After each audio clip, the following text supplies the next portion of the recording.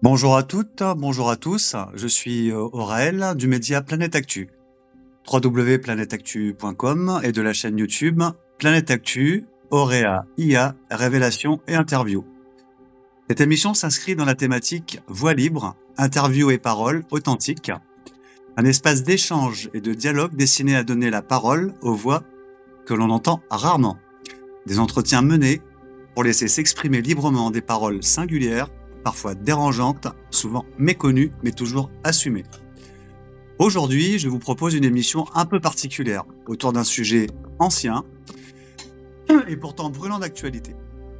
Cette émission s'intitule « Quand les prophéties bibliques rencontrent notre époque ». Il s'agit d'un message fondé sur des textes bibliques majeurs, des prophéties anciennes et une lecture spirituelle du temps que nous traversons. Un message qui s'adresse, selon mon invité, aux descendants d'Israël, non pas au sens politique ou institutionnel, mais au sens prophétique et spirituel tel qu'il apparaît dans les Écritures. Notre invité est M. Alain Pasteur Bartholet, président de l'organisation Omnid et porte-parole des Nations. Savoir, il s'agit de l'Organisation mondiale de la défense de droits et mémoire des Hébreux israélites, déportés et leurs descendants. Nous recevons aujourd'hui dans notre émission Monsieur donc Alain Bartholet qui s'entretient avec nous depuis la Martinique à Sainte-Marie. Nous allons évoquer notamment la prophétie dite des 70 semaines rapportée dans le livre de Daniel, ainsi qu'une promesse plus ancienne encore, transmise dans la Genèse, concernant le temps de l'épreuve, puis celui de la délivrance. Selon mon invité, ces prophéties arriveraient aujourd'hui à un moment décisif de leur accomplissement. Il ne s'agit pas ici d'imposer une croyance, ni de provoquer une peur, mais d'écouter une parole, de la comprendre et de laisser chacun libre de son discernement. Cette émission se veut donc un espace d'écoute, de réflexion et de responsabilité intérieure. Je précise que cet entretien se déroule sous la forme d'un échange audio. Nous vous prions par avance de bien vouloir nous excuser si la qualité sonore n'est pas toujours optimale. Avant d'entrer dans le cœur de cet entretien, je vais d'abord demander à mon invité de se présenter, afin que chacun comprenne d'où il parle et dans quel esprit il souhaite s'exprimer aujourd'hui. Alors, pour commencer, Alain, peux-tu te présenter librement, dire qui tu es, d'où tu viens, et ce qui t'a conduit à porter aujourd'hui ce message et accepter de t'exprimer publiquement à ce sujet. À toi, Alain. Je m'appelle Alain Bartholet, Alain Pasteur plutôt Bartholet, et je suis originaire de la Martinique. Je suis entrepreneur en BTP et aussi un fervent étudiant des Écritures. Je suis né de religion catholique, devenu adventiste à l'âge de 31 ans, dont 11 années j'ai pu œuvrer en tant que directeur d'église.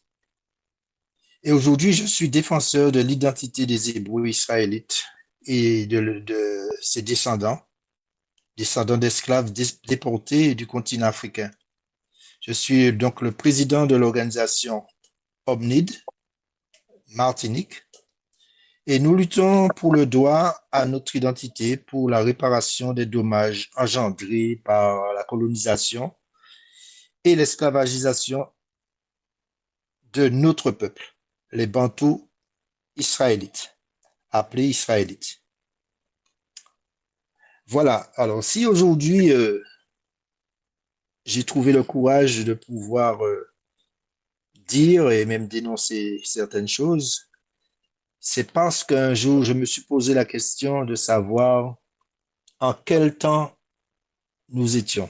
Et je l'ai posé à notre Créateur car je suis un croyant. Et il m'a répondu, reprends la Bible de la Genèse à l'Apocalypse. Je lui ai répondu ce jour-là, mais Seigneur, il est tard. Mais il ne m'a rien dit après et j'ai commencé à faire ces études. Et tout de suite, j'ai pu trouver un ensemble de datations qui se trouvaient couchées dans la Bible. Et après avoir travaillé longuement dessus, j'ai pu établir un calendrier, je dirais, un calendrier de datation biblique qui commençait tout d'abord par, évidemment, la création de l'homme Adam, de l'humanité, et en passant par diverses phases, arriver jusqu'à la fin même de ce monde où nous vivons. Alors aujourd'hui, pourquoi il m'est enfin, est venu à l'esprit de présenter moi, ce sujet, c'est parce que d'après la datation, le temps est devenu crucial et nous approchons inexorablement de ce temps que le Seigneur a donné à son peuple de pouvoir se libérer de, je dirais, de ce système Hmm. des nations. Et voilà, c'est D'accord. un petit peu ce que je pourrais dire jusqu'à ce moment. Je te remercie Alain de cette introduction, de cette présentation. Je vais maintenant commencer à aborder la série de questions que j'ai préparées. Euh, donc, tu parles en ton nom personnel, me semble-t-il, et où te situes-tu dans une transmission plus large, spirituelle ou scripturaire?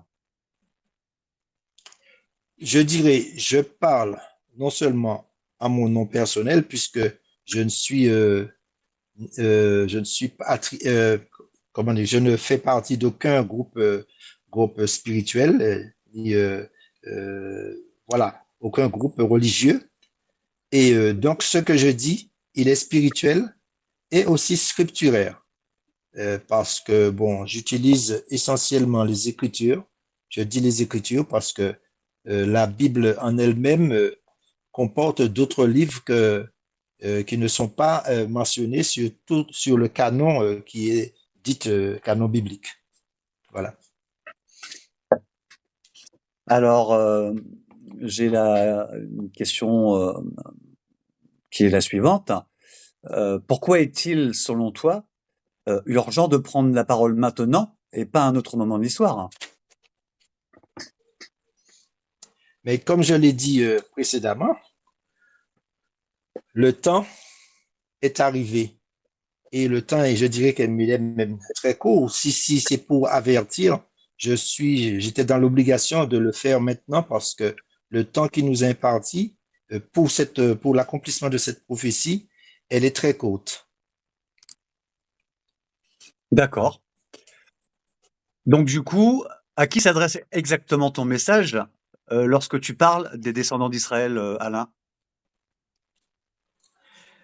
Quand je parle des descendants d'Israël, je parle justement, je parle d'une lignée biblique qui est partie qui part à partir de ce patriarche Hébert qui en 1721 année, 1721 après la naissance d'Adam, enfin la conception d'Adam, Hébert a vécu. Et après lui, il y a eu toute une succession de patriarches que je pourrais nommer Péleg, Réu, Sérug, Nachor, Térak, Abraham, Isaac,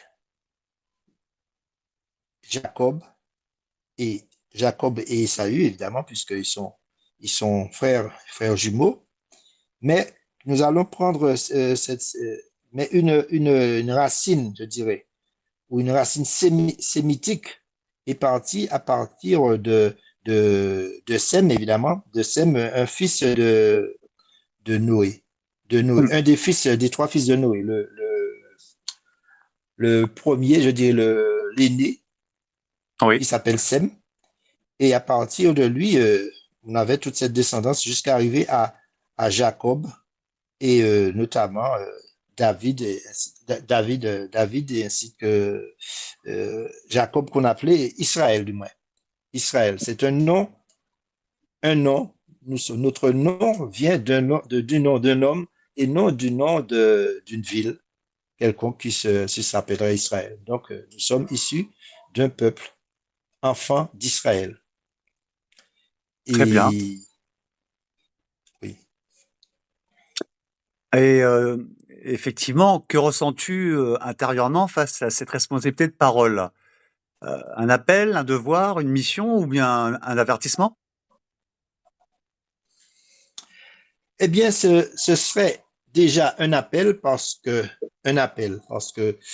je ne pense pas que c'est juste par envie que je l'ai fait, mais j'ai été poussé à le faire par des révélations, même des rêves où, où le Seigneur me, me poussait un petit peu à lire certains textes et à les analyser et aussi à certains, disons, je dirais par contre, enfin, cette une relation intime par la prière et voilà, par la prière et jusqu'au moment où j'étais prêt à entamer justement cette recherche de datation et de prophétie et pour pouvoir les assimiler aux prophéties.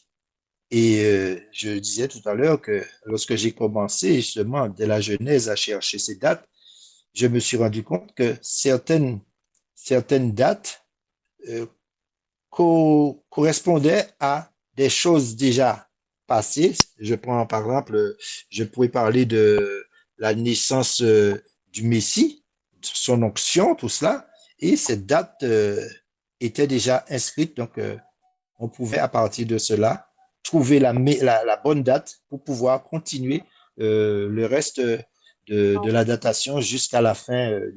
Voilà. Et donc, euh, je ne me rappelle plus de la question que tu as posée puisque j'ai répondu. Non, non, Euh, tu as parfaitement oui, répondu à c'est la un question que devoir je t'ai et posée. oui, voilà, ça y est, oui, c'est un devoir aussi, un devoir parce que en tant que je dirais, descendant d'Israélites qui a été déportés. Donc, Oui. c'est un devoir pour moi, puisque même par rapport à l'organisation que nous avons montée, et aussi une mission, parce que une mission, euh, en fin de compte, une mission même d'avertissement, parce que selon, selon la volonté du Père, hein, s'il permet que certaines choses se passent, il le dit qu'il l'annonce d'avance. Il l'annonce d'avance à ses prophètes. Non que je me considère comme un prophète parce que je ne fais que reprendre qu'une prophétie a dit. Mais je le remets à son temps, à son époque. Et voilà. Donc c'est une mission et aussi un avertissement pour ceux que cela concerne. Très bien, je te remercie Alain pour cette responsabilité de parole hein, que nous honorons chez Planète Actu. Je voudrais clarifier avec toi ce que tu entends par la vraie Israël, ce qui m'amène à te poser une question supplémentaire. Quand tu dis la vraie Israël, de quoi parles-tu précisément, Alain, s'il te plaît? J'ai tout à l'heure entamé une petite une une liste de, comment je dirais ça, de patriarches, donc une généalogie. Nous savons que la Bible nous parle de la généalogie d'Israël, d'où elle est venue. Et je disais tout à l'heure que il n'y a pas de pays qui s'appelle Israël, mais Israël, c'est le nom de notre patriarche Jacob, qui a eu 12 fils, et parmi à qui c'est un peuple, ce peuple qui est né des 12 fils d'Israël, à qui il a été attribué justement une, je dirais une mission. Et, et nous connaissons un petit peu déjà c'est tout ce qui est arrivé à ce peuple. Ce peuple a été premièrement conduit, vécu en Égypte, et elle a été enfin, on lui a donné de dures servitudes, mais ceci n'était pas, ça, c'était pas les 400 ans d'esclavage qu'il est parlé dans un autre texte de la Genèse. parce que nous savons que Joseph, qui était le fils d'Israël, a été vendu esclave et il finit par atterrir chez les Égyptiens. Il est Mhm. devenu, à ce temps-là, gouverneur d'Égypte et c'était par lui que les, les autres enfants d'Israël, Israël et ses enfants, ont pu euh, du moins être épargnés d'une famine, d'une grande famine. Donc, ils étaient très bien, ils ont été reçus, ils ont été accueillis en Égypte. Donc, ils n'étaient pas des, c'était pas comment dirais-je, des émigrés. Ils étaient venus en Égypte, on les a accueillis et ils sont restés là suffisamment de temps, mais pas suffisamment, pas 400 ans. Ils sont restés là quand même 430 ans, mais ils n'ont pas été esclavisés pendant 400 années. Mhm. Ils ont été esclavisés peut-être dans les 200 et quelques années. Je peux donner un chiffre peut-être plus tard, mais D'accord. 200 et quelques années après la mort de Joseph lui-même. Donc aujourd'hui, je parle d'un autre peuple, un peuple qui a été mis en esclavage aux environs de 1100, de 1100 de notre manière de compter, hein, je dirais, d'après la datation euh, grégorienne, Mhm. à peu près aux environs de 1100 et non, pas 1400, pardon, 1400 jusqu'à 1800 et quelques. Donc, maintenant, je donne des dates précises. En 1465, aux environs de 1465, ce peuple il y a eu la traite négrière. Donc, c'est toujours avec ce peuple. Et jusqu'à 1865, date de la, euh, de la, comment dirais-je, où le dernier esclave a été libéré. Il s'agit d'Abraham Lincoln qui a eu l'occasion de, de donner la liberté, rendre la liberté à cet esclave. Et c'est en 1865. Et comme nous, par rapport à une autre prophétie, je disais, euh, de la Genèse, qui est beaucoup plus ancienne, où le peuple, il avait été dit que ce peuple aurait été esclave pendant un certain nombre de temps, mais peut-être que j'aurai l'occasion d'en parler Mhm. plus précisément. Donc voilà, c'est pour ça que je dis que il s'agit d'un peuple bien spécial et pas il parlait pas d'Israéliens, il parlait d'Israélites. Voilà, Très bien. c'est la différence que je fais entre peut-être deux peuples où il risque d'avoir un litige. Je te remercie Alain de ces précisions et éclaircissements. Et je voudrais donc effectivement enchaîner. Du coup, fais-tu une distinction entre Israël en tant qu'entité politique, religieuse ou spirituelle? Alors, il y a bien une distinction entre, je dirais, les deux, parce que si on prend l'Israël que nous connaissons euh, aujourd'hui, elle est plutôt une entité politique. Elle se donne une apparence religieuse ou spirituelle, mais je parle plutôt de l'entité, euh, euh, comment je pourrais dire ça, généalogique même, c'est-à-dire Mhm. ce qui sort de la généalogie et aussi religieuse et spirituelle. Donc, voilà, c'est à partir de cela que je ferai cette différence. Parce que s'il n'y a pas de racines généalogiques euh, et aussi historiques, hein, de choses historiques qui prouvent que, euh, que cet Israël est la véritable, ou peut-être que nous serions le véritable Israël, mais entre les deux, évidemment, il faut faire la distinction. Très bien. Alors, selon toi, Alain, qui sont aujourd'hui les enfants d'Israël au sens prophétique? Eh bien, les vrais Israélites, je dirais au sens prophétique, ce sont ceux dont l'histoire est écrite dans les livres dans la Bible, dans les Écritures, et qui ne fait aucun défaut, et avec non seulement avec le temps, l'époque et la date des prophéties, la date de la réalisation des prophéties.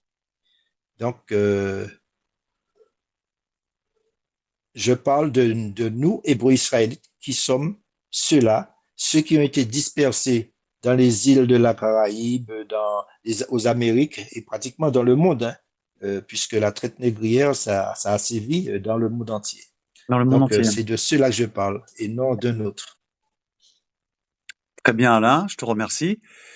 Cette filiation, du coup, est-elle biologique, spirituelle ou les deux, selon toi? Ben, elle est, elle est biologique. C'est une filiation biologique, je dirais spirituelle. Donc, les deux, puisque nous avons parlé d'un homme qui s'appelait Jacob.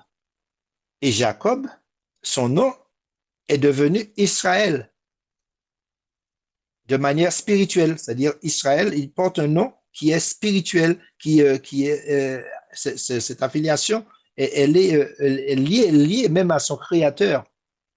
Ce sont Israël, ils sont devenus enfants de Dieu, enfants de l'Éternel. C'est pour ça qu'il dit, il a toujours dit que les enfants d'Israël. Et il dit que ce sont mes enfants. Les enfants d'Israël, ce sont les enfants du Créateur. C'est un peuple qu'il a choisi parmi d'autres peuples, non pas qu'il fasse exception des autres peuples, mais il se les choisit.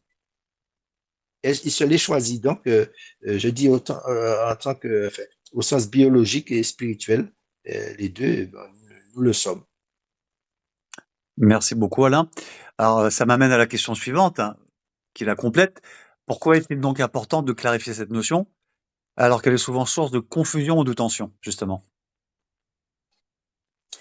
Ben, justement, c'est une source de confusion parce que nous connaissons l'histoire, nous connaissons l'histoire, l'histoire qui est le plus souvent qui a été, je dirais, modifiée. C'est une histoire modifiée et que de notre époque, nous voyons émerger une nation qui s'appelle Israël. Donc, c'est vraiment, ça porte à confusion. Ça porte Oui. à confusion. Mais euh, par rapport, je disais, oui, ça porte à confusion parce que on se demande, enfin, au fait, lequel des deux est le bon peuple, est le peuple qui est écrit, dont la Bible décrit. Ouais,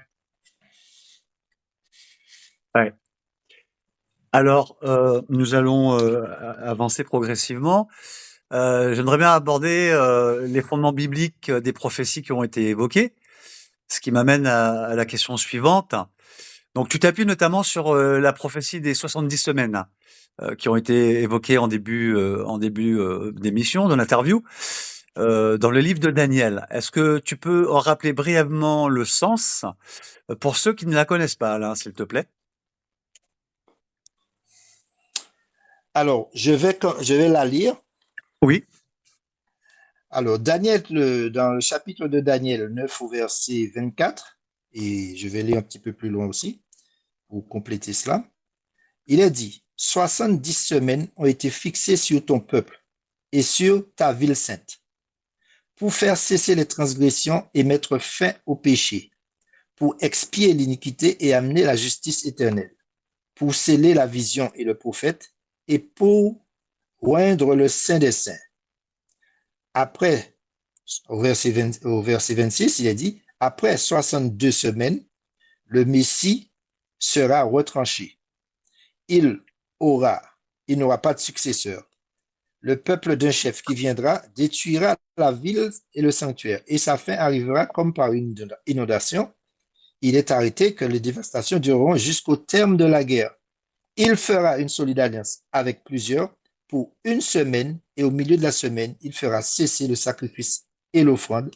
Le dévastateur commettra les choses les plus abominables jusqu'à ce que la ruine et ce qui a été résolu fondent sur le dévastateur. Et je continue dans encore un autre livre, un autre chapitre de Daniel. Il Oui. est dit, depuis le temps où cessera le sacrifice perpétuel et où sera dressée l'abomination du dévastateur, il y aura 1290 jours et heureux ceux qui attendra jusqu'à 1335 jours. Évidemment, c'est une prophétie qui est écrite à propos de ce peuple et nous savons que les 70 semaines qui ont été fixées sur ce peuple, je dis fixées sur ce peuple parce que les 70 semaines ne sont pas littérales et elles s'arrêtent en un temps, elles redémarrent, et voilà, et ainsi de suite. Alors donc, ces 70 semaines ont été fixées à partir du temps où le peuple d'Israël a été mis en captivité à Babylone pendant 70 ans. Alors, 70 ans de captivité, et ce n'est après une prophétie qui était donnée notamment qui parlait de Cyrus qui devait justement dire que les 70 années étaient terminées et qu'à partir de cela, Dieu allait commencer 70 semaines sur ce peuple et sur la ville sainte, le peuple d'Israël et la ville sainte, Jérusalem. Donc, tout cela s'est produit parce qu'il est parlé de, du roi, en parlant du Messie qui allait venir et qu'il allait être roi et aussi être, comment dirais-je, être mis à mort. Oui, mis à mort. Ah. Et ceci s'est réalisé exactement dans les temps qu'il convenait. Donc, mais évidemment, la prophétie ne s'est pas terminée là. Pourquoi? Parce que le peuple à qui, sur qui cette prophétie était fixée, n'a pas reçu, le Messie. Donc, je dirais, un temps de probation est passé et une deuxième chance a été donnée pour pouvoir reprendre la prophétie à l'endroit où le Messie avait euh, été retranché pour le reporter à un temps beaucoup plus lointain parce qu'il parle. Pourquoi? Nous arrivons à la 60, je dis à la 62e semaine, qui avait déjà succédé à, qui suivait du moins 37 semaines, donc ce qui faisait normalement 62 plus 7 semaines, ça faisait 69. Et arrivé à la 69e semaine, il n'est pas parlé de la 70e, mais il est parlé par contre de la destruction de Jérusalem par les Romains, qui s'est fait en l'an 70, d'après le calendrier grégorien. Et voilà, ce n'est que après, il va dire une semaine. Une solide alliance sera faite avec plusieurs pour une semaine. Et au milieu de la semaine, il fera cesser le sacrifice et l'offrande. Le dévastateur commettra les choses les plus abominables jusqu'à ce que la ruine tombe sur eux. Alors donc, évidemment, ce temps a été reporté. Et la date du report de ce temps ne peut pas être connue de tous. Pourquoi?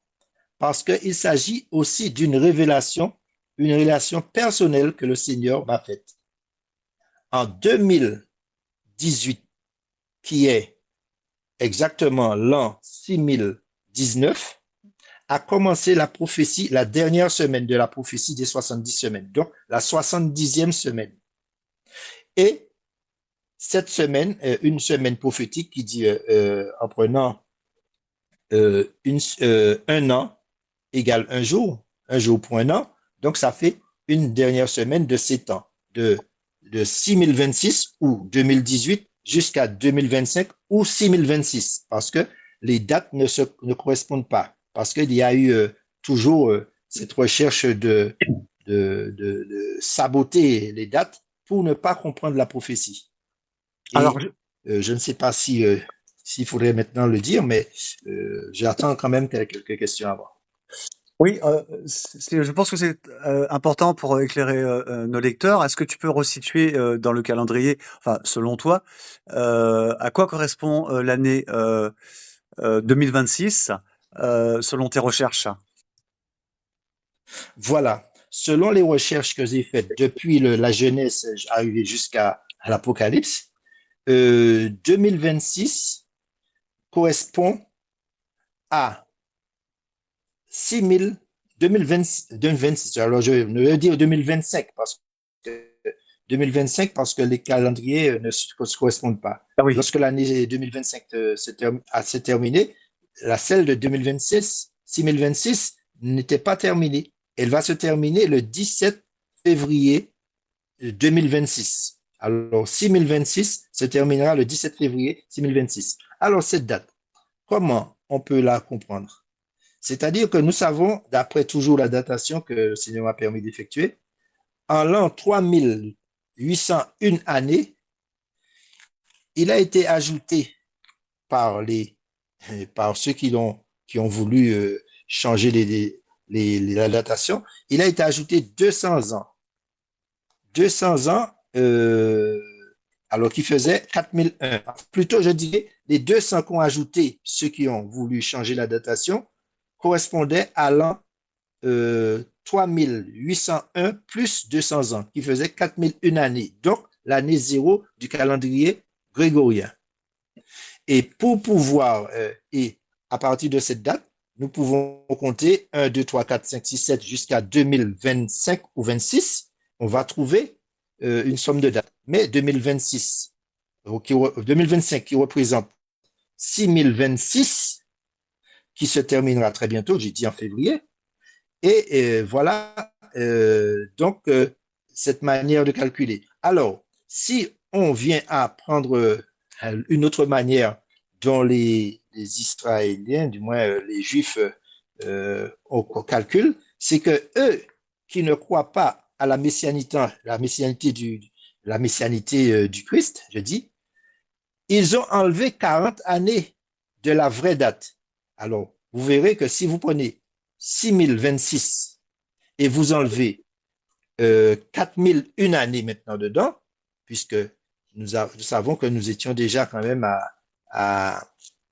à 4000 et quelques années, puisque 3801 plus 200 années, ça fait 4001 années. Donc maintenant, si nous prenons cette année zéro, nous enlevons les 4001 années, nous verrons que nous allons retrouver la date que ces personnes, enfin ceux-là, l'autre appellation, je dirais, de juifs hein, d'Israël, on trouvera sa datation. Donc, 6026, je répète, 6026 correspondrait à 6000, pour eux, 6026 moins 40. Moins d'accord. 40, si je fais un calcul, je verrai, bon, j'enlève 40, je vais trouver à peu près 5980, on va voir ça, 85. Voilà, je trouvais à peu près 5985. Bon, je ne sais pas si je ne me suis pas trompé dans le calcul, mais bon, c'était pas prévu que je le fasse. Mais voilà. Et si vous regardez, vous verrez que ça correspond à la date des Juifs, qui n'est pas la bonne date parce qu'il manque 40 années de prophétie, 40 années de, Ah, il 40 années manquerait. de messianité du Messie. Il manquerait, oui, il manquerait. Mais alors, ça m'amène à te poser une question. Est-ce que c'est un retrait volontaire ou involontaire? Parce que ce que tu dis a quand même une portée, je dirais, fondamentale, si je suis ta logique. Est-ce que tu as une explication à me donner par rapport à cet écart entre tes calculs et les leurs? Mais c'est normal parce qu'il faut savoir qu'il y a des Juifs messianiques. Je ne parle pas d'eux, puisqu'ils sont messianiques. Mais les Juifs, comment dirais-je, enfin, je les appelle Juifs, hein, ceux qui ne croient pas au Christ et qui pensent qu'il y aura un Messie qui reviendra très bientôt. Et évidemment, ils sont obligés de dire très bientôt parce que, en fin de compte, même s'ils ont mis les 40 ans après ou avant, donc finalement, ça va retomber à la même chose. Ils risquent d'avoir un faux Messie qui va être démontré, un faux messie, parce qu'ils vont reprendre ces 40 ans qu'ils vont remettre maintenant, qu'ils vont essayer de remettre. Et jusqu'à là, ils l'ont attendu depuis longtemps, puisque je sais qu'il y a d'autres chercheurs juifs qui prédisaient la venue du Messie en ces temps-là. Et d'ailleurs, c'est pour cela que toutes ces choses se passent à cet endroit même où se trouve Jérusalem, parce que ces terres sont maintenant elles sont, je dirais même spoliées, je ne sais pas sur quel mot je pourrais dire, mais ces terres sont occupées par justement ceux qui ne le sont pas, qui ne sont pas les vrais. Et pour cause, je prendrai un autre texte de la parole de Dieu qui parle justement, qui parle à ces hommes qui ont fait cela. Cela se trouve dans le livre d'Ézéchiel au chapitre 39, et où, je vais dire avant même de trouver le texte, où le Seigneur dit à Ézéchiel, écris cela, ainsi parle l'Éternel. Hein? Il dit ainsi parle l'Éternel.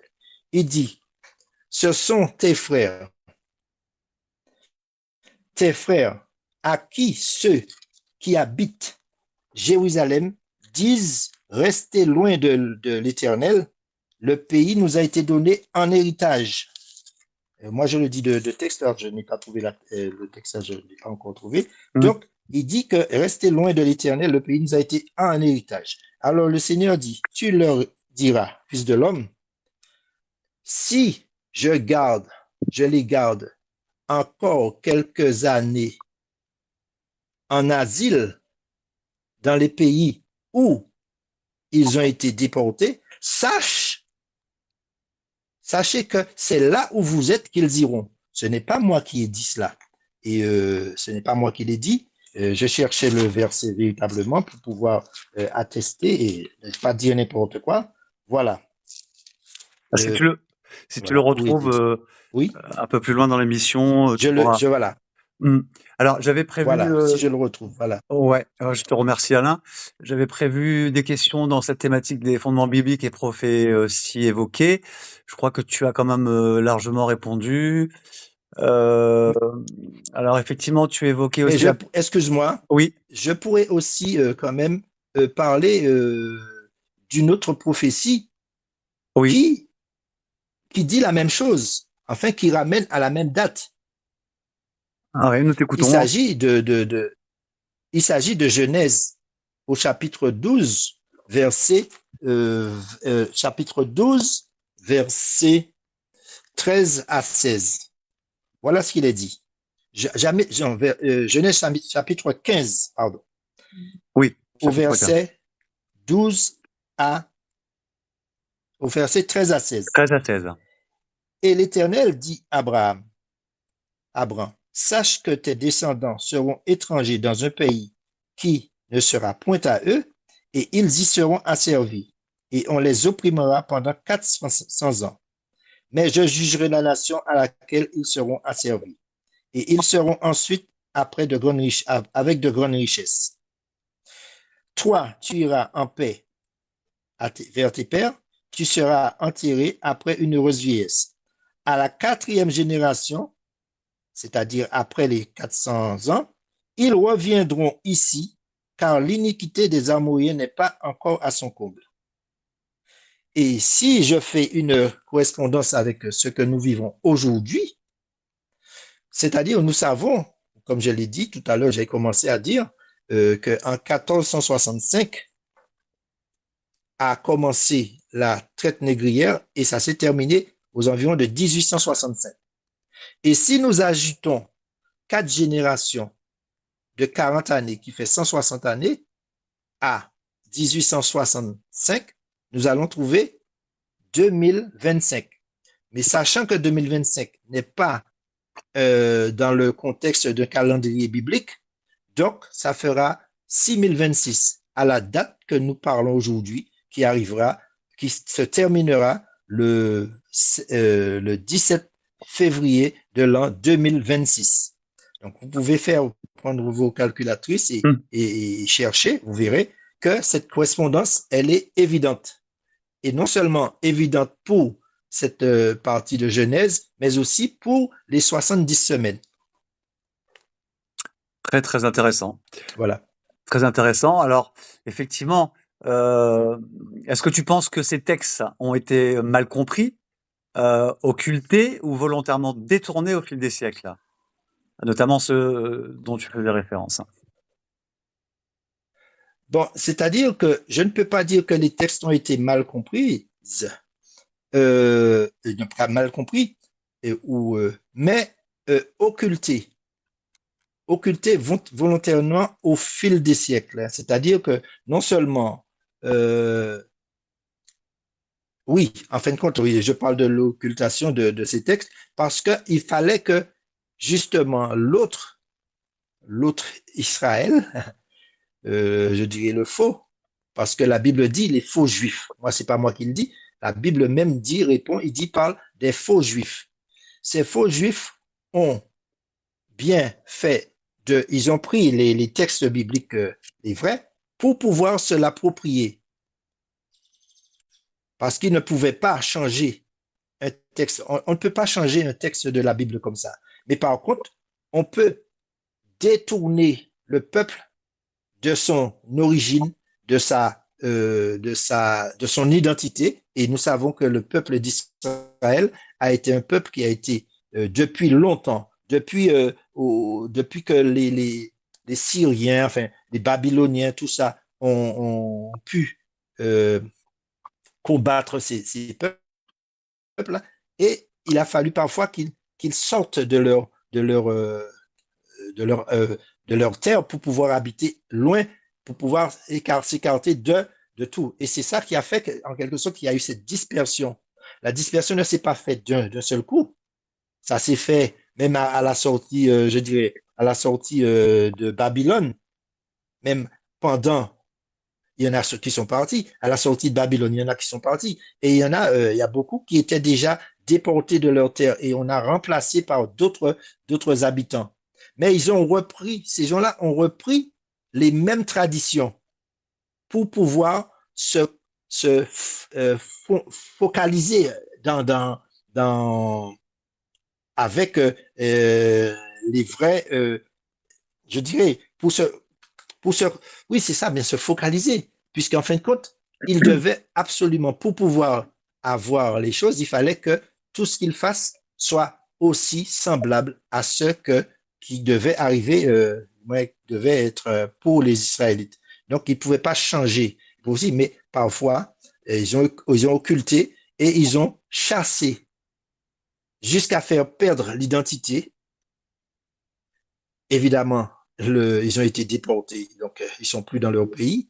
Et avec le temps, nous voyons qu'il y a un autre gouvernement qui va se préparer à pouvoir gouverner de manière despotique, je dirais, puisqu'on le voit aujourd'hui très bien. Nous voyons très bien ce qui se passe, comment certains se donnent l'opportunité, on ne fait pas l'opportunité, mais je dirais, l'autorisation de tuer impunément sous couvert du nom de Dieu, l'Éternel. Donc tout ça, c'est abominable. Je dis que c'est abominable. Donc nous approchons des temps où les choses doivent cesser et doivent arrêter. C'est-à-dire que la lumière doit être faite sur ce véritable peuple. D'accord. Je te remercie de ces précisions, Alain. Je vais passer à un autre chapitre sur la notion de délivrance, à savoir de quoi parle-t-on réellement. Donc, quand tu annonces que le jour de la délivrance est arrivé, tu as plus ou moins répondu à la question, mais peut-être en rentrant un peu plus dans les détails, qu'est-ce que tu veux dire concrètement? Et je vais même enchaîner aussi, retiens bien cette question, est-ce qu'il s'agit d'une délivrance spirituelle, physique, collective, individuelle ou multiple? Oui, je vais répondre à cette question elle est simple. Euh, nous avons vu les prophéties, nous avons vu la date des prophéties, la date, je dirais, exacte, hein, parce que je ne veux pas dire que la date n'est pas exacte, maintenant elle est exacte, des prophéties. Et si aujourd'hui nous pouvons faire la, nous pouvons faire, nous pouvons voir la réalité de ces choses-là. Donc, cette délivrance sera une délivrance de la servitude. Évidemment, nous ne sommes plus esclaves, mais il faut savoir que le Seigneur a dit que nous resterons au moins 4 générations en asile, en asile dans le pays où nous avons été dispersés. Donc aujourd'hui, nous savons que le seul peuple qui se trouve en asile, ou je dirais dispersé toujours, c'est le peuple hébreu israélite. Ce sont les Noirs, comme on dit, qui Hmm. sont dispersés de partout et où on fait beaucoup de méchanceté. C'est-à-dire qu'on les traite moins comme des moins que rien, même s'ils ne sont plus en esclavage. Mais ils ne peuvent plus se, se, ils peuvent pas mettre la tête, ils peuvent pas se prononcer. Et nous avons vu toutes les différentes manières qu'on essaie de les exterminer. Je l'appelle ça une extermination. Ce n'est plus 2 personnes qui vont mourir, ni seulement un millier. Non, mais c'est des millions de personnes qui meurent, que ce soit par la maladie, des maladies qui sont provoquées par un anéantissement de la richesse, donc la pauvreté. Hein. Et donc aujourd'hui, on voit même dans nos îles, je suis martiniquais, nous avons cette contamination au chlordécone et même des jeunes qui veulent justement essayer de sauver le pays pour au moins que nous puissions boire de l'eau potable, quelque chose qui soit, hein, ou bien manger. Nous avons eu ceux qui ont aussi milité pour dénoncer la vie chère. Et alors, on voit la vie chère. Tous les acteurs financiers se sont mis là à table. Ils ont vu que la vie était chère, mais ils n'ont pas bougé le petit doigt. Pourquoi?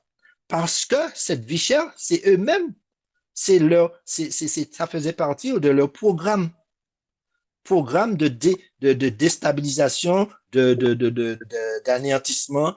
Voilà. Et pour l'eau, c'était aussi de l'empoisonnement. Et je le dis, je n'ai pas peur de le dire parce que je ne suis pas le seul à le dire, mais je veux montrer justement pourquoi c'est aujourd'hui que le Seigneur a décidé enfin, la prophétie arrive à temps voulu, en temps et en heure. Et je le dis, le 17 février 2026 arrivera le temps de cette prophétie.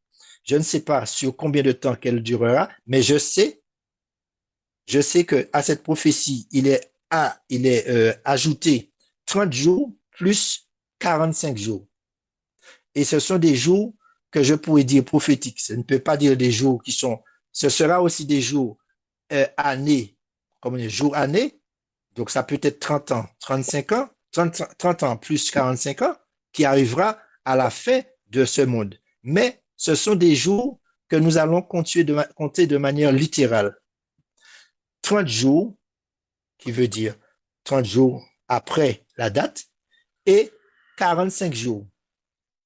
Et ce sera justement quelque chose, moi je ne peux pas décrire tout ce qui est décrit dans la parole. Donc il n'y a pas, je ne peux pas, c'est une révélation et c'est une délivrance spirituelle, physique, collective, hein, ou multiple, hein, et ce Ah, sera collective, c'est collectif puisque c'est une nation. Et je reprends, je ne dis pas le verset, mais le Seigneur dit, qui a déjà vu cela? Un peuple naître en un jour, une nation naître en un jour. Donc, vous voyez, ce sera quelque chose de rapide. Et on a d'autres textes dans le Nouveau Testament qui parlent de vous pleurez vos richesses, vous riches, car vous avez, comment dirais-je, votre or est pourri, votre argent est pourri, et maintenant, enfin, pleurez, parce que aujourd'hui, on va vous rendre la monnaie de votre pièce. C'est pas moi qui vais le faire, mais le Seigneur lui-même vous rendra la monnaie de votre pièce. Vous avez semé le vent, maintenant vous allez récolter la tempête. Et là, voilà ce que je dis. Donc, c'est une délivrance qui sera spirituelle, mais physique aussi, et collective. Hein. Ouais. d'accord. Alors on va noter, c'est le Donc, 17 février, hein, tu dis Alain. Hein. le 17 février, 17 février, oui, c'est proche, c'est 17 bientôt. Hein. février. Nous sommes le 4. Mais c'est très proche et justement, c'est pour ça que j'ai trouvé important de le faire à suffisamment tôt pour que les acteurs, que ce soit ceux qui seront, je dirais, ceux à qui ça profiterait, mais aussi à ceux que ça ne profiterait pas pour qu'ils ne continuent pas à faire ce qu'ils font. Parce que tout ce qui se fait sur cette terre est noté. Il y a des livres qui sont ouverts. Nous savons que le jugement de Dieu a commencé.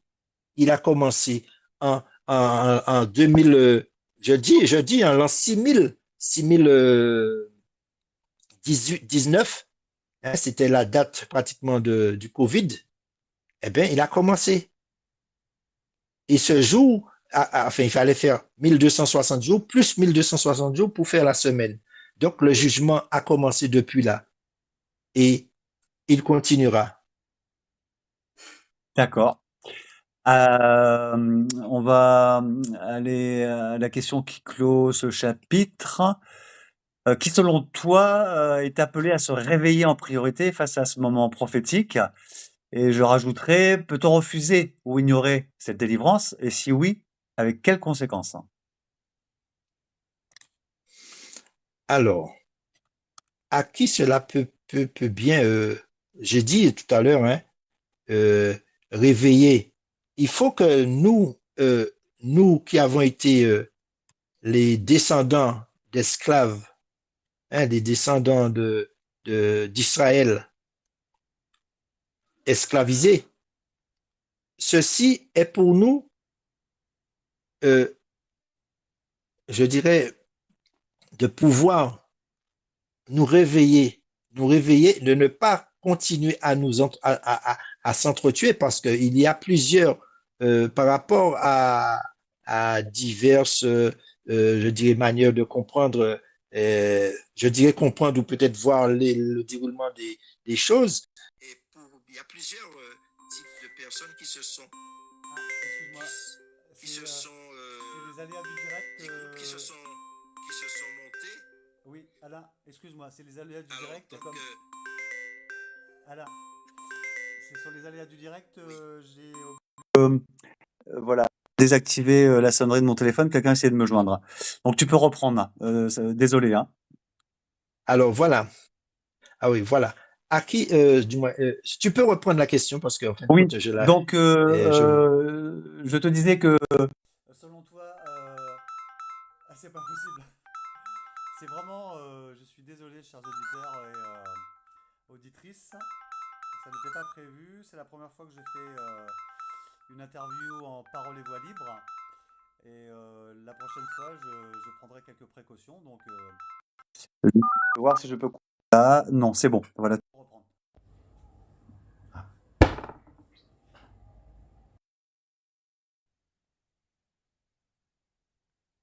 Oui, donc Alain, nous allons passer au chapitre suivant que j'ai nommé avertissement, responsabilité et libre arbitre. Ton message a aussi une dimension effectivement d'avertissement. Que risques-tu de ne pas être entendu, Alain? bien, personnellement, je dirais que je ne risque rien parce que je m'appuie sur une parole du Seigneur. Vas-y, dis-leur tout ce que je te dis, qu'ils écoutent ou qu'ils n'écoutent pas. Donc, cela me conforte dans l'avertissement que je peux donner, qui peut être reçu ou pas reçu. Mais je sais, en fin de compte, il faudrait que je le dise. Il faudrait que je le dise et que les gens le prennent, qu'ils l'acceptent et qu'ils ne l'acceptent pas. Donc, je ne dirais pas que c'est le cas de mes soucis, mais je l'aurais fait. Voilà. D'accord. Et ce serait quand même dommage. D'accord. Bah, c'est un petit peu aussi l'objet de l'émission, hein, dont l'objectif est effectivement de laisser et de donner la parole libre. Je vais enchaîner sur la question suivante. Qu'est-ce qui pourrait arriver si les descendants d'Israël ne reconnaissent pas ce temps? Ben, il y a aussi de fortes chances qu'ils ne reconnaissent pas tout à fait ce temps parce que, en fin de compte, vous savez, aujourd'hui, on a tendance à dénigrer la Bible. C'est-à-dire les Écritures, c'est vrai qu'ils ont été modifiés, falsifiés, enfin falsifiés, je dirais, ils ont falsifié des choses dedans, et qui fait que il est arrivé un courant d'idées où on dit que, voilà, déjà la Bible a été blanchie, ça c'est une réalité, nous savons qu'elle a été blanchie, et que beaucoup de personnes d'Israël, enfin de descendants, ne comprennent pas que on ne peut pas modifier impunément la parole de Dieu. On ne peut pas le modifier. On peut essayer de le modifier. Mais c'est-à-dire que c'est une parole, dans la Bible, vous n'avez pas trouvé quelque chose qui soit dit d'un seul trait. C'est-à-dire qu'on va retrouver plusieurs fois la même chose, des répétitions, voilà, et des avertissements et tout cela, ça fait un ensemble. Donc c'est pas, Dieu n'a pas parlé d'une manière claire, je dirais claire, pour que n'importe celui qui ne cherche même pas, il voit seulement juste à la lecture. Non, parce il fallait que nous puissions étudier la parole, parce qu'il est dit, vous connaîtrez la vérité, oui, vous connaîtrez la vérité et vous deviendrez libre. Mais il dit aussi dans les chapitres de Daniel, beaucoup liront cette prophétie et la connaissance augmentera.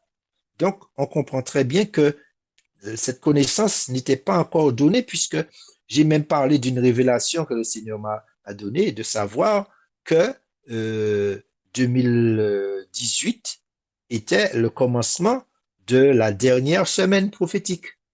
Donc, 2018 qui veut dire 6019.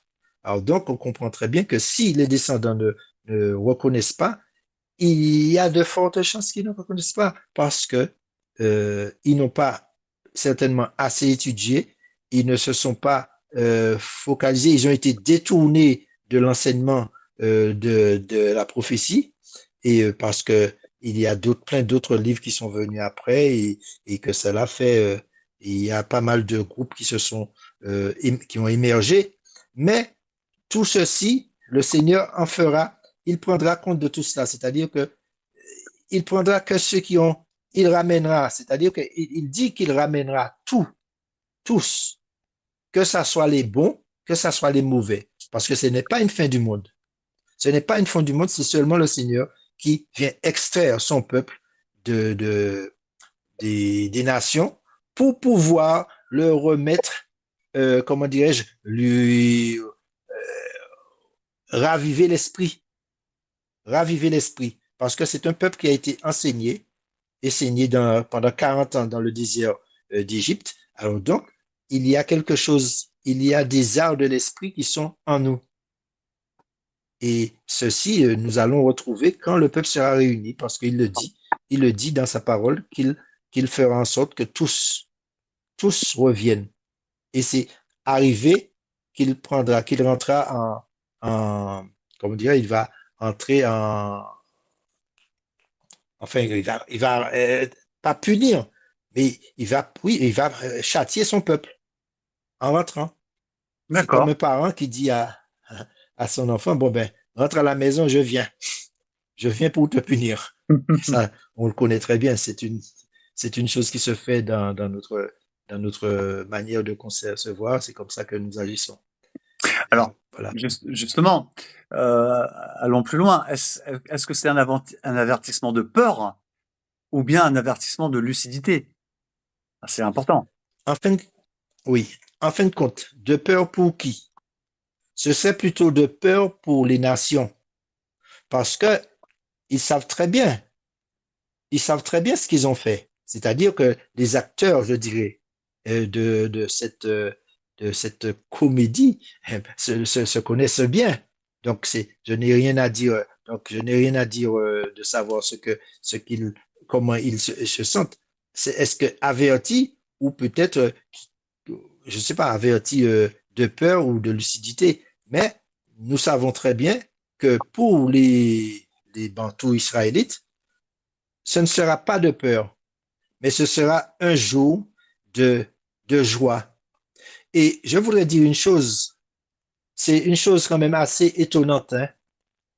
Quand le Seigneur Moïse était sorti de la montagne avec les deux tables de loi dans ses mains pour apporter justement au peuple comment pouvoir euh, mieux servir le Seigneur par les commandements qu'il avait notés sur ces tables. Eh bien, il est arrivé justement avec un peuple qui était en liesse, un peuple qui est en train, justement, dans une, enfin, je dirais, ça ressemblait plutôt à un carnaval. Et chose bizarre, je dis chose étrange, que ce jour sera le jour où le carnaval battra de son plein. Et moi, ce qui me gênerait le plus, que le Seigneur retrouve son peuple, alors qu'il lui porte la délivrance, retrouve son peuple dans une liesse de carnaval. Donc, ça ressemble beaucoup à ce que notre peuple a vécu sous la montagne de l'Éternel, la montagne sainte. Donc, j'aurais voulu que justement ceux qui entendent ça, et c'est ça un avertissement, plutôt de peur que le Seigneur les trouve dans cet état. Moi, j'aurais préféré que tout le peuple sorte, mais avec l'intention de célébrer ce jour, parce que c'est un jour de délivrance. Délivrance de tout ce que nous avons peut-être cherché à recevoir par des actes de justice. Où nous recherchons la justice, l'équité. Et bien voilà, j'aurais voulu que ça soit un jour où toutes ces choses disparaîtront et que le Seigneur viendrait répondre à notre requête de, de, de libération, voilà. Mais euh, pas me nous trouver de manière honteuse à attendre le Seigneur et qu'il nous trouve dans cet état. Mais par contre, les autres, je dirais, bon ben, tout est déjà écrit à leur propos. Il faudrait qu'ils remboursent ce qu'ils ont pris. Et oui, que ça soit terre, que ça soit richesse, or, il faudrait qu'ils remboursent puisque c'est écrit. C'est écrit. Et il faudrait aussi, je suppose, hein, là, c'est une supposition, ça vient de moi, hein, qu'ils remettent les bateaux en mer pour pouvoir ramener le peuple de Dieu là où il les avait pris. Ah oui, parce que je crois bien au miracle. Je sais que le Seigneur peut nous faire monter dans les airs. Mais je dis, de même qu'il dit qu'il y en a de ceux qui viendraient à pied, il y en a même de ceux qui seront sur des litières, et il y en a qui viendront à pied, mais il y en a aussi que de ceux qui viendront par avion et aussi par bateau. Donc, et je ne pense pas que ce sera de nos propres frais que cela se fera. Il faudrait ce sont ceux qui ont fait cela, c'est eux qui devraient ramener le peuple. Donc, c'est une chose qui est probable. Très bien. Alors, justement, quelle place laisses-tu au libre arbitre face à ces prophéties, Alain? Le libre arbitre, oui.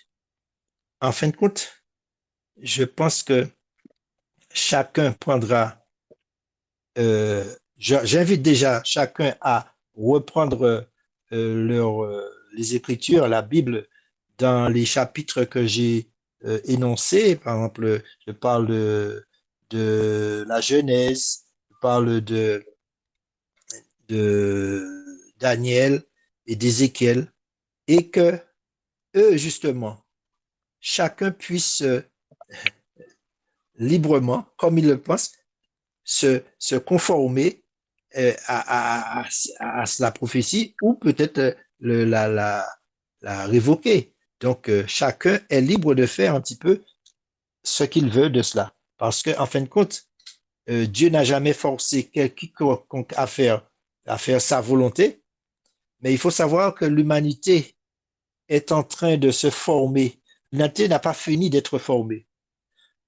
L'humanité l'humanité est comment dirais-je, en pleine épreuve, parce que il faut savoir qu'il y a ce qu'on appelle la vérité et le mensonge, il y a ce qu'on appelle la lumière et les ténèbres, et l'humanité ne peut pas être dans les ténèbres.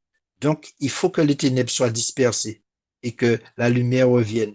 Donc, chacun va choisir un petit peu dans quel type dans quel contexte il veut être, soit dans les ténèbres ou dans la lumière, mais cette humanité doit être purifiée et cette humanité doit retrouver sa propre identité, celle qu'elle avait à, à la création.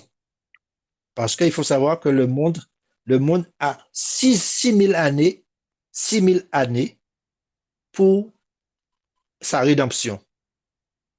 La rédemption de l'humanité n'est pas terminée. C'est pour ça que j'ai dit que je n'ai pas annoncé fin du monde, mais j'annonce justement un temps où les gens doivent prendre conscience de ce qu'ils sont par rapport aux Écritures et qu'ils considèrent ces Écritures.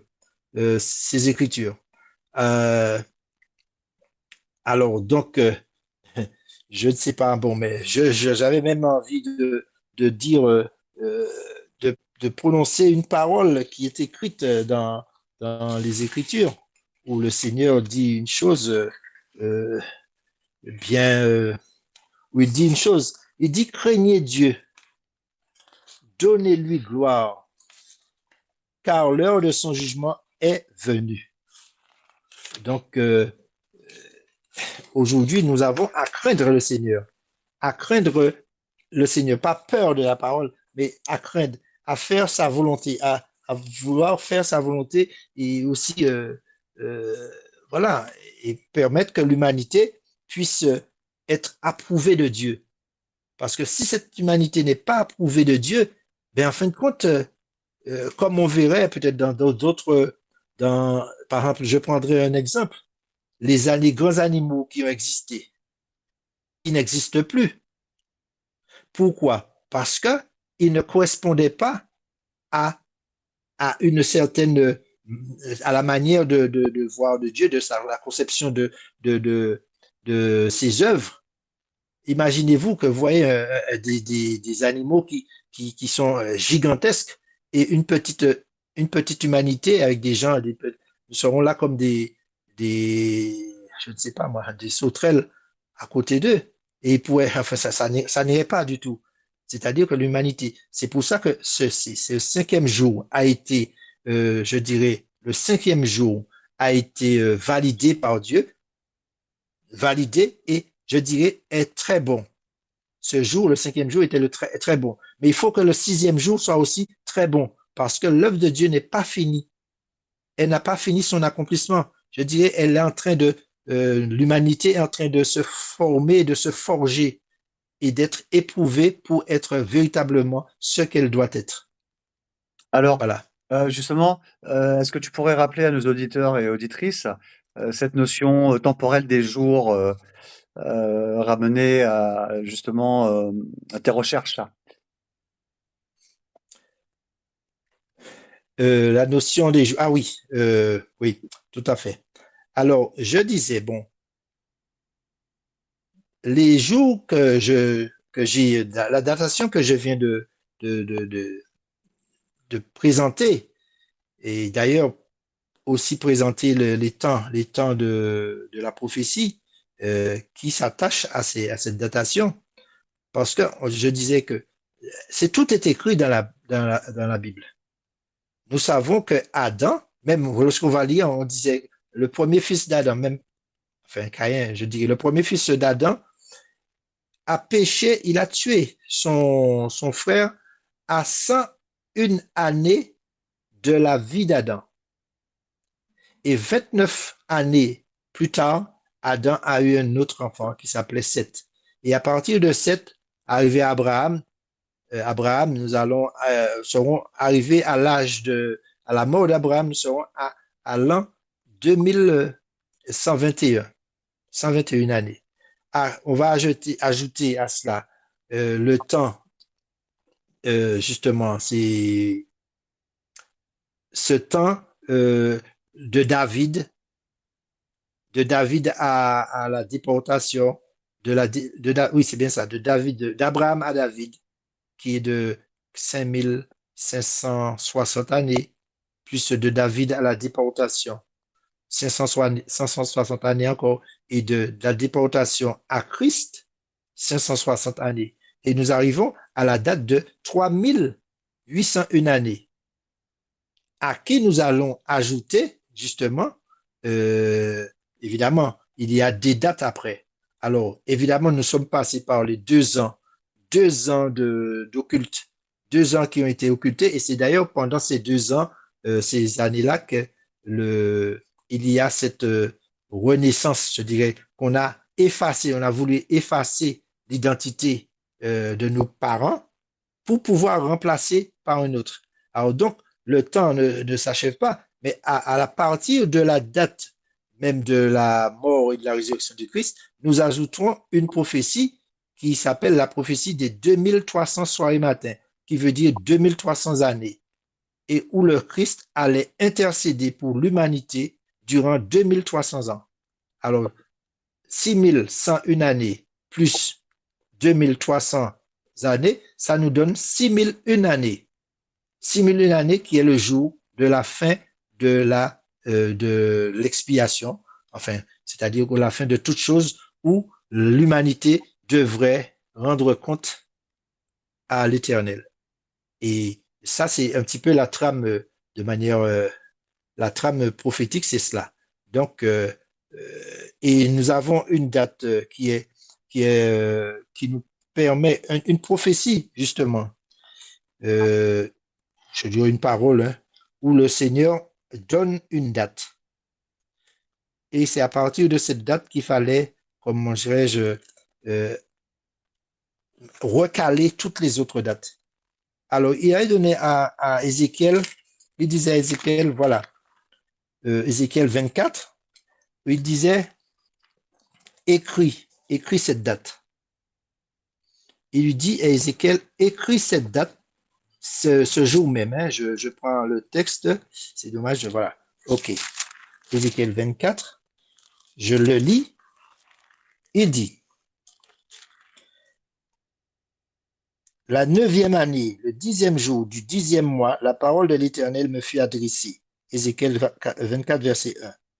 En ces mots, Fils de l'homme, mets par écrit la date de ce jour-ci. Le roi de Babylone s'approche de Jérusalem en ce jour même. Alors, en fin de compte, cette date où Babylone s'approchait de Jérusalem, c'était justement c'était la 70e année. C'était le commencement de la 70e année de captivité d'Israël. Et à partir de cette date, nous devrions compter les 70 semaines qui équivalent à 490 années. 490 années, et évidemment, ce sont des années fixées, ça veut dire qu'elles sont pas littérales. Donc, elles sont fixées, et c'est pour ça que je dis que personne ne pouvait savoir le reste de la datation si le Seigneur me l'avait pas donné. Je lui ai demandé, il me l'a donné, il a permis de connaître.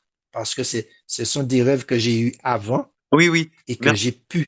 Oui, Merci. Non, justement, pardon. je me posais la question de savoir comment par quel moyen ou par quel truchement justement le Seigneur, comme tu le dis, s'adressait à toi. Ben, tu as donné la réponse en partie.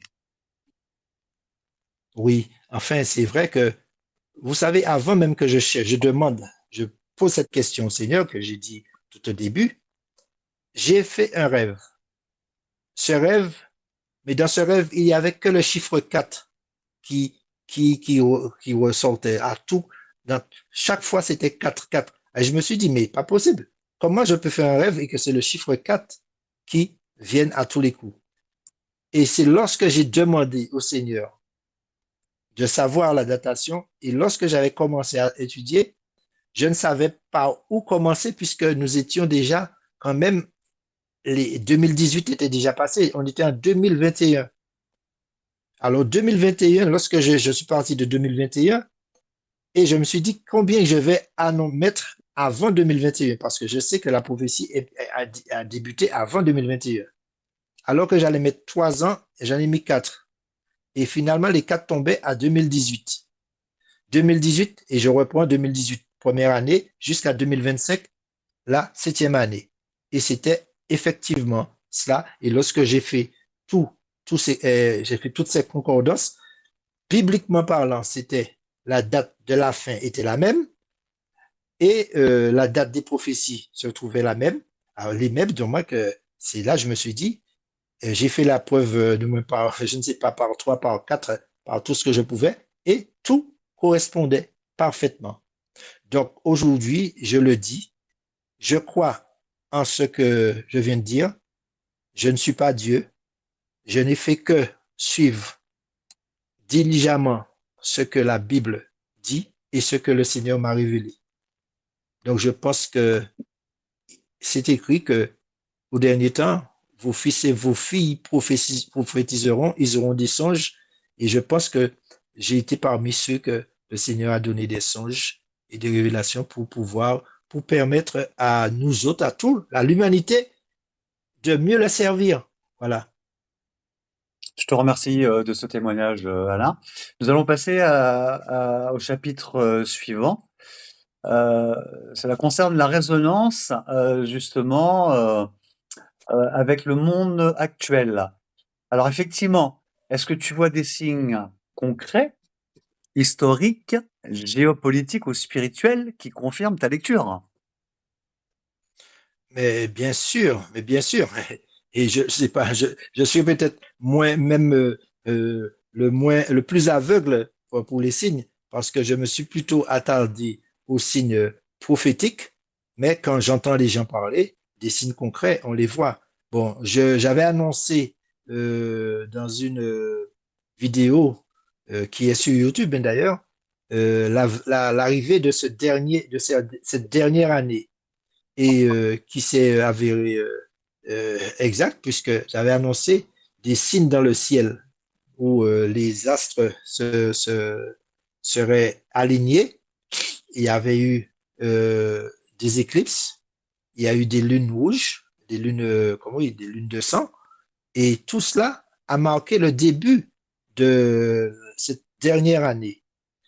Et aujourd'hui que l'année va se terminer, nous allons voir que il me semble que le 17 février, il y aura quelque chose, un signe encore dans le ciel, genre de, je ne sais comment je pourrais dire ça. En fin de compte, il y aura des signes dans le ciel et il y aura une ligne rouge 15 jours après. 15 jours après, 14 jours après du moins, c'est la Pâque de l'Éternel. Alors, une chose que j'ai omis peut-être de dire, c'est que les fêtes de l'Éternel sont importantes. Je ne dis pas, il n'y a plus à lieu de faire des rituels ou tuer des animaux, mais chaque fête que le Seigneur a consignée dans les Écritures doit être commémorée parce que ces fêtes-là sont en relation avec la fin de l'histoire de l'humanité. Et les choses arriveront exactement dans le temps de ces fêtes.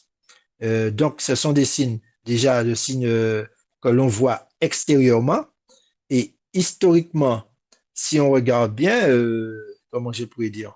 Bon, comme je dis, je me suis pas tellement fourvoyé dans l'histoire, mais, euh, mais au niveau géopolitique, nous avons vu justement des déplacements, beaucoup de guerres, des guerres qui se sont euh, annoncées, euh, et aussi beaucoup de bouleversements au niveau de la spiritualité, des églises qui ont même fermé leurs portes et maintenant qui recommencent à ouvrir d'autres églises où les gens, chaque personne risque d'avoir sa petite congrégation.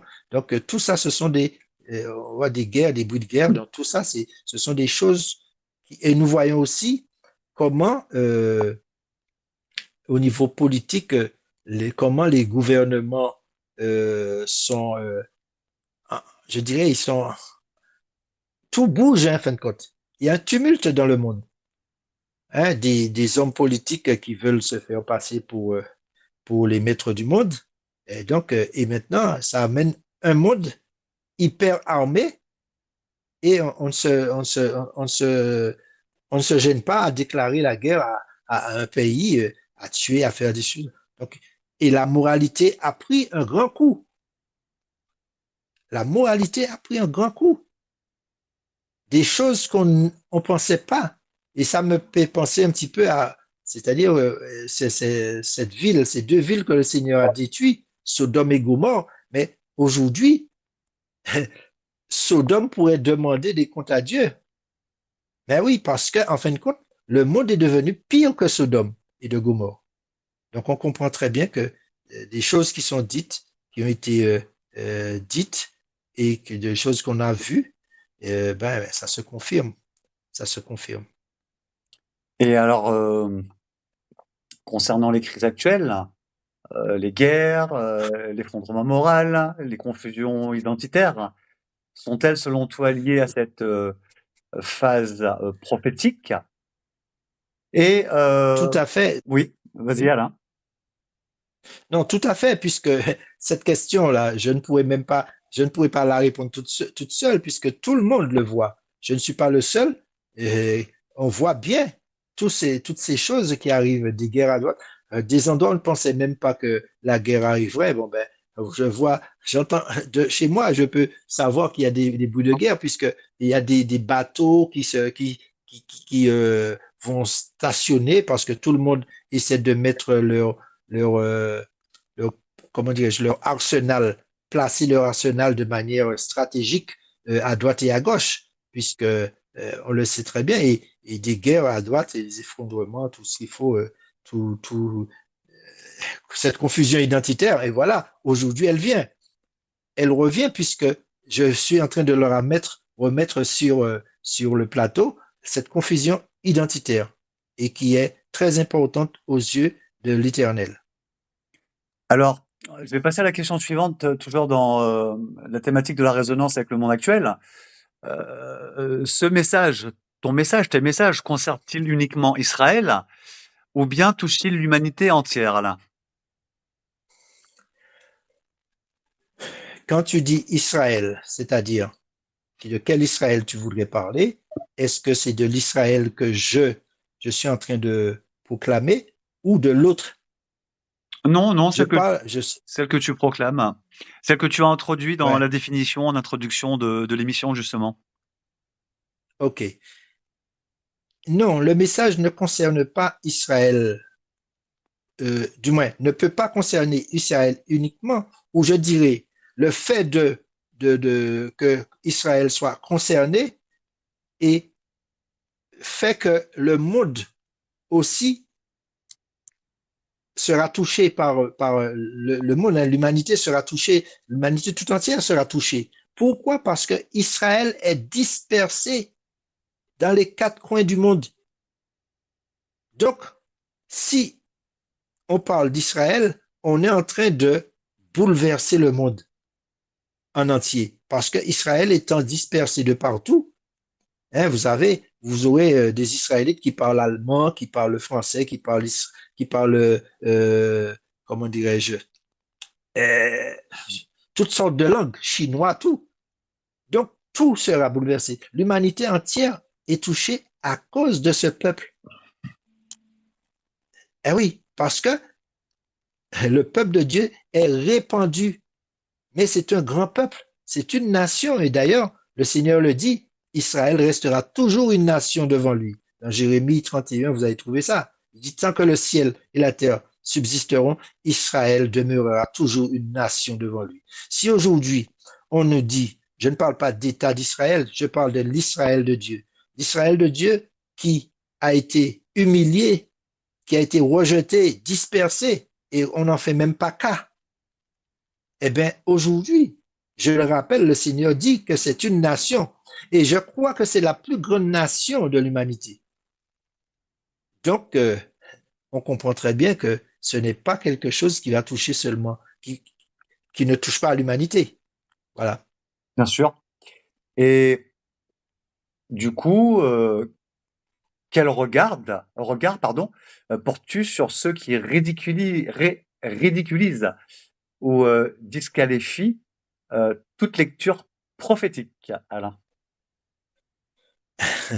Ça, je crois que je l'ai répondu tout à l'heure, mais Oui, je oui, le oui, redirai. effectivement, tu peux Je le redirai. Je le redirai. C'est vrai. Je dirais ridiculiser une chose qu'on ne connaît pas, c'est déjà une grande faute parce que moi, je respecte ce que je ne connais pas, personnellement. Et c'est vrai que beaucoup de personnes disent, ah, la Bible est un livre écrit par les hommes, que déjà euh, la Bible se contredit.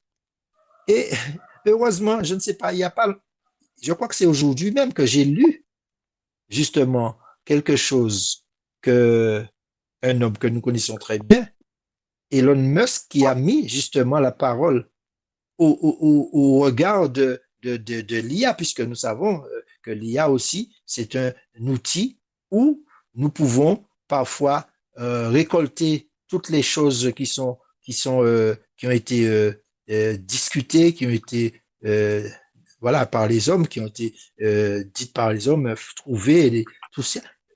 On pourrait, voilà, peut donner un regard plus concret sur tout ceci.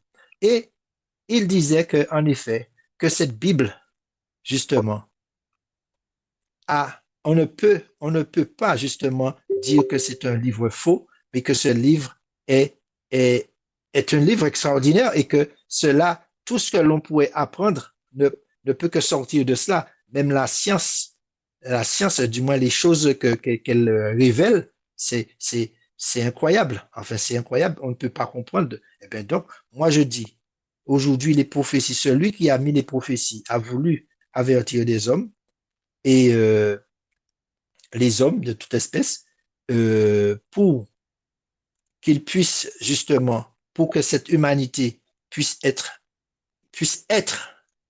et non disparaître. Donc, ce serait vraiment très dommage de porter au ridicule ou de disqualifier la lecture prophétique. Parce que si aujourd'hui je l'ai faite, si j'avais le temps de faire un livre, je le ferais et je mettrais justement toutes les, toutes les correspondances de tout ce qui a été dit avec des dates précises. Ah, je te remercie.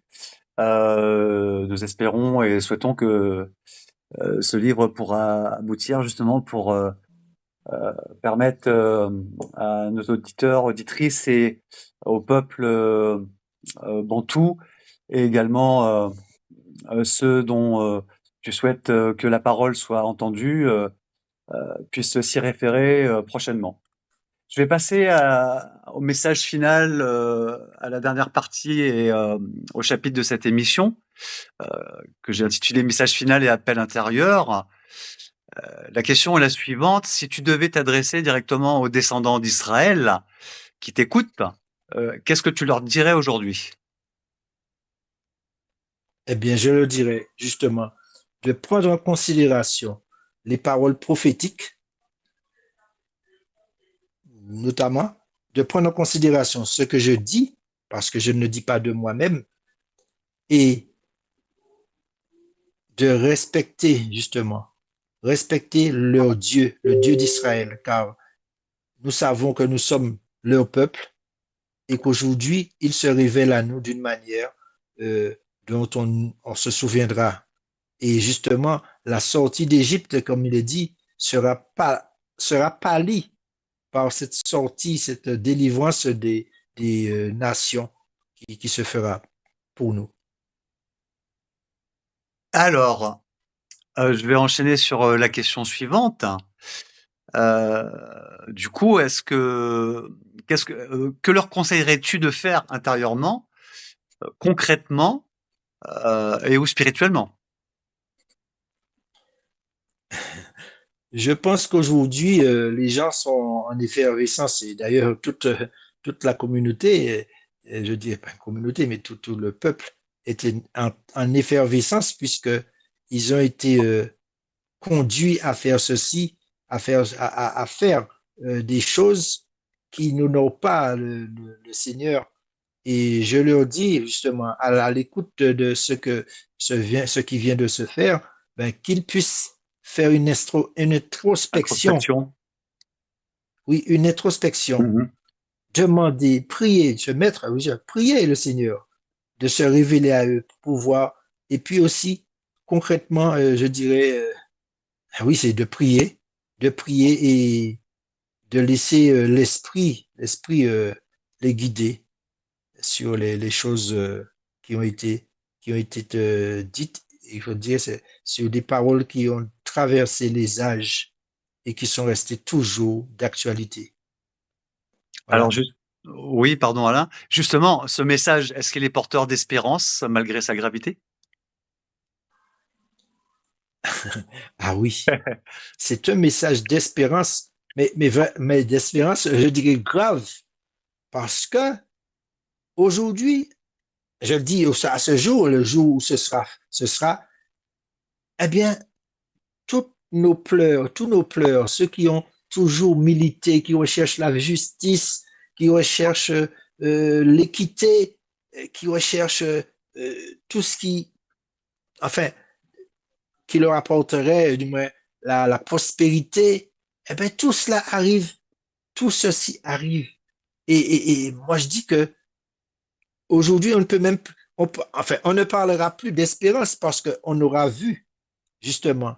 Mais aujourd'hui, c'est-à-dire que je dis jusqu'à ce jour, je dis que nous ayons la foi de ce qui est écrit, qui était porteur d'espérance. Et comme il est dit, la foi, c'est une ferme assurance des choses qu'on espère et la démonstration de choses qui ne sont pas. Donc, aujourd'hui, si ça ne l'est pas, et d'ailleurs, le monde que le Seigneur a proclamé, disant est très bon, c'est parce que il dit qu'il est très bon, parce qu'à la fin, lorsqu'il donnera son approbation, il dira que tout était très bon. Il a dit les choses avant qu'elles n'arrivent. Et il ne nous a pas forcé à prendre. Il nous a comment dirais-je, conseillé de prendre un chemin. Mais il ne nous a pas forcé à prendre un chemin ou un autre chemin. Donc, c'est cela en fin de compte. Donc, le monde, d'après la création de l'Éternel, est très bon. Merci pour ce message et comment rester aligné, juste et humble face à des paroles aussi puissantes? Eh bien, il suffit de croire et de se taire. Oui. Et aujourd'hui, il faut faire silence devant l'Éternel. Et d'ailleurs, il le dit. Faites silence devant l'Éternel. Ce sera, en quelque sorte, notre plus grande humilité. Il faut se taire et ne pas dire n'importe quoi. Ne pas, je dirais, résister à l'esprit. De ne pas, comme on dit, euh, blessé, je dis, oh, c'est le Saint-Esprit. Je dis le Saint-Esprit, oui, parce que sans la foi, nous ne pouvons pas comprendre ces choses-là. Il ne faut pas résister au Saint-Esprit quand il parle. Merci Voilà, c'est Alain ce que je dirais. et je vais, conclure sur la dernière question, et justement je vais te laisser le mot de la conclusion. Souhaites-tu conclure par une parole, un verset, un silence ou un appel à la conscience? Eh bien, je préférais justement un silence, parce que, comme je le dis, faites silence devant l'Éternel. On a compris, on a entendu, nous laissons cette parole faire son travail, son cheminement en nous, et nous faisons silence. Merci. Merci Alain. On va respecter, un petit moment de silence.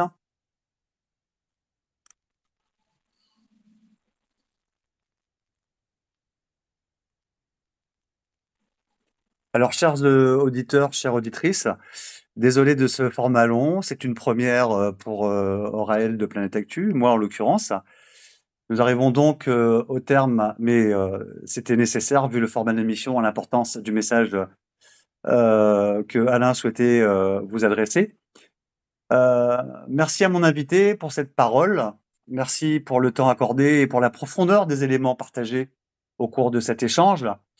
Que l'on adhère ou non à cette lecture, Ce message invite à la réflexion, au discernement ou à une responsabilité intérieure face au texte, face à l'histoire et au temps que nous traversons. Si cet entretien vous a interpellé, questionné ou simplement invité à regarder autrement certaines prophéties bibliques, n'hésitez pas à le relayer autour de vous. Parlez-en, partagez-le sur vos réseaux sociaux et laissez chacun se forger sa propre compréhension en conscience et en liberté.